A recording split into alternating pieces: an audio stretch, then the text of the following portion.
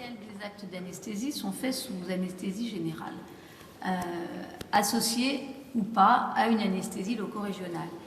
Les dernières études qui ont été faites, qui recensaient tous les actes d'anesthésie en France effectués dans les hôpitaux et dans les cliniques qui faisaient plus de 100 actes pédiatriques par an, retrouvaient environ seulement 4% des gestes effectués sous ALR seuls. On attribue ça essentiellement à l'anxiété de l'enfant, à une nécessaire immobilité lors du geste opératoire et donc une certaine facilité à endormir un enfant plutôt qu'à le maintenir pendant l'anesthésie sans qu'il bouge. Donc dans ce cadre-là, 4% seulement des anesthésies sont effectuées sous anesthésie loco-régionale seule. Donc on a réfléchi à essayer de trouver des solutions qui permettent de rendre attractive ou en tout cas d'augmenter le nombre d'enfants pris en charge par anesthésie loco-régionale seule. Parallèlement à ça, on sait que la distraction lors des soins permet de diminuer l'anxiété des enfants et donc permet de réaliser des petits gestes de manière assez simple, juste par la distraction lors du soin. Donc, lorsque le casque 3D est sorti, on avait réfléchi à essayer d'élaborer un protocole pour prendre les enfants en charge en leur proposant donc cette technique plutôt innovante et plutôt amusante et en tout cas assez ludique, très familière pour eux puisque c'est souvent des enfants qui jouent aux jeux vidéo de manière assez courante. On s'est dit qu'en proposant une telle technique, on allait essayer de pouvoir recruter des enfants supplémentaires sous anesthésie loco-régionale seule. Vu que tes plaies au niveau du poignet, tu as des plaies au niveau du poignet, on peut te proposer soit l'anesthésie générale, soit l'anesthésie loco-régionale. Et l'anesthésie loco-régionale, donc c'est un bloc qu'on va faire ici, avec un repérage sous échographie de tes nerfs qui vont à la main, voilà, on va endormir. Et pour que ce soit plus agréable pour toi de rester au bloc sur la table d'opération, on peut te proposer de regarder un film en 3D.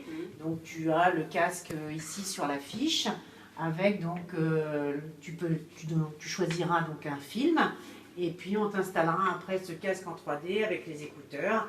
Et donc en fait, toute intervention, toi tu seras pris dans ton film et nous, on pourra t'opérer et explorer tes différentes plaies parce que ton bras sera endormi. Voilà, ça c'est l'alternative. Sinon, si tu ne veux pas cette solution, on peut t'endormir complètement et là on t'endort soit par perfusion, soit avec le masque, c'est toi qui décideras. Voilà, donc est-ce que tu as besoin encore d'autres précisions pour faire ton choix? Bah non, ça va, je vais prendre... Tu vas prendre la loco-régionale plus le casque? Oui. D'accord. Est-ce que tu penses que c'est important d'avoir un casque ou est-ce que tu penses que finalement tu pourrais quand même avoir une anesthésie que du bras sans rien du tout? Non, c'est mieux avec le casque comme ça. On voit pas tout, on voit pas la plaie, on n'est pas... Voilà. Ouais, tu penses c'est un peu que... plus fun. D'accord. Est-ce que en soi, le fait d'être endormi que du bras, c'est quelque chose qui te stresse un peu ou pas particulièrement?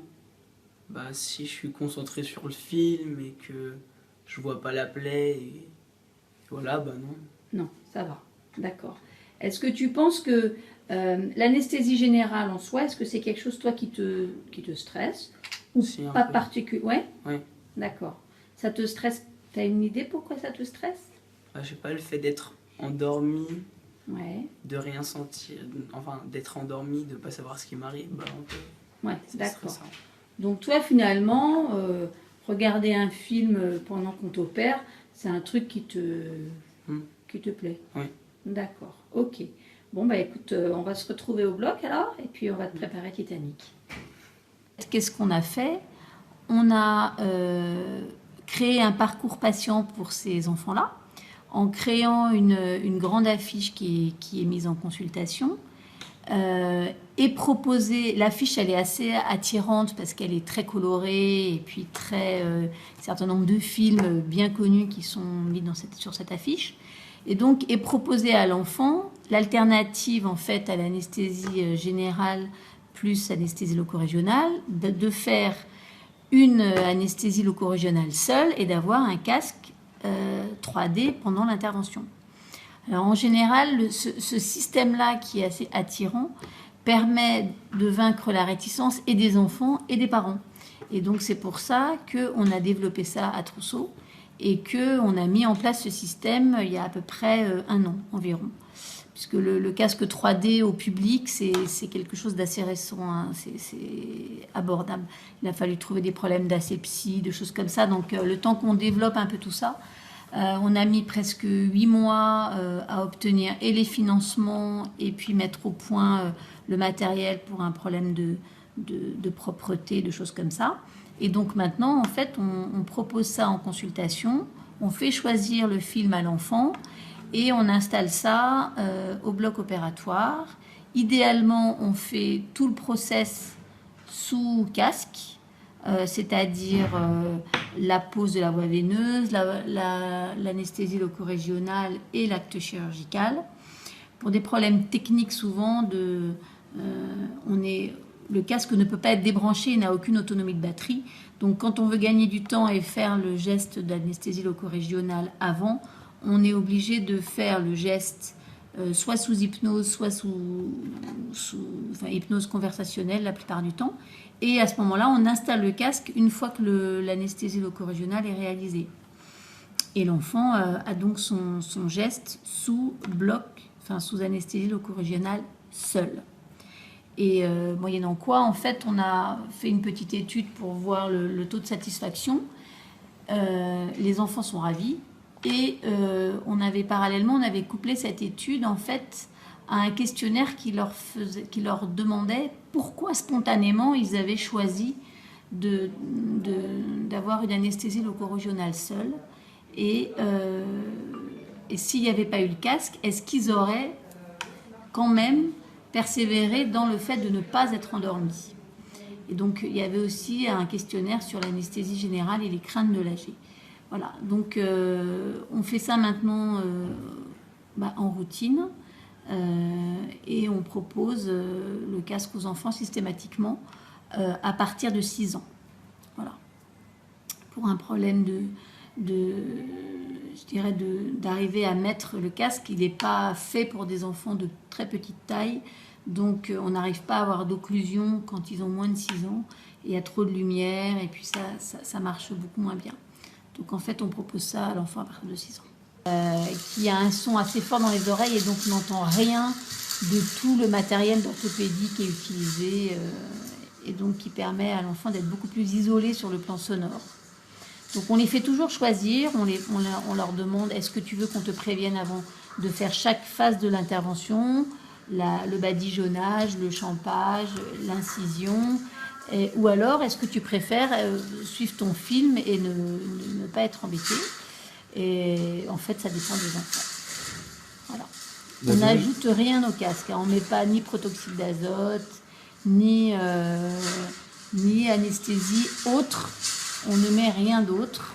On laisse les enfants sous casque, seuls. Voilà. On voit bien parfois chez les petits, le casque tombe un peu sur le nez. Parce que c'est quand même fait pour des visages d'adultes et donc c'est assez compliqué. Dès qu'ils sont un peu petits, ça glisse. Alors, les consultations d'anesthésie, en fait, à Trousseau, on a des box dédiées. C'est-à-dire que ce sont nos box fixes. Donc, c'est pour ça qu'on a pu afficher ce genre de choses. Donc, les consultations, elles se font en général la semaine qui précède l'intervention, sauf pour les enfants qui sont faits en urgence et qui sont vus à ce moment-là dans les box de consultation juste avant de passer dans la structure d'ambulatoire pour ceux qui vont être opérés sous anesthésie locorégionale. Donc en fait, ils viennent ici et c'est vrai que le fait d'avoir une grande affiche comme ça attire souvent le regard et nous permet d'introduire et de leur proposer d'avoir une prise en charge par anesthésie locorégionale. Donc une fois que on s'est mis d'accord avec eux, que le film a été choisi, à ce moment-là, c'est marqué sur le dossier d'anesthésie et l'enfant, du coup, peut monter dans la structure ambulatoire. Parce qu'effectivement, s'il n'a pas d'anesthésie locorégionale mais une anesthésie générale, on est à ce moment-là obligé de l'hospitaliser dans une structure d'hospitalisation conventionnelle, puisque les blocs d'urgence se font en général en fin de programme, comme dans beaucoup d'hôpitaux.